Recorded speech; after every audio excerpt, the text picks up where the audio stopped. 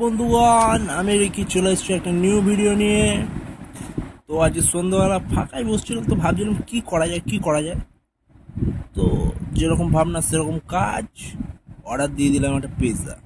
আমরা বাঙালি বস, সব কিছু একদিক আর খাওয়া দাওয়া একদিক। বাইরে যাই হয়ে যাক, খেতে আমাদের ভালো কিছুই হবে মামা। আর ছুটির দিন বলে কথা, বাড়িতে আছি আর কিছু খাবো না সে বললে কি হয়। যেরকম ভাবনা সেরকম কাজ, অর্ডার দিয়ে দিলাম। তো অর্ডার দিয়েছিলাম একটা ইন্দি তন্দুরি পনির পিৎজা। তাহলে নামটা মুখে উচ্চারণ হচ্ছে না, জানি না খেতে কেমন হবে। খেতে ভালোই ছিল, যেটা দাম ছিল মাত্র 334 টাকা। কিন্তু আমি অফার দিয়ে পেয়ে গেছিলাম মাত্র 261 টাকায়। সেটা আলাদা ব্যাপার।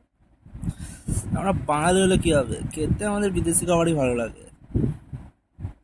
হ্যাঁ, খেতে ভালোই ছিল।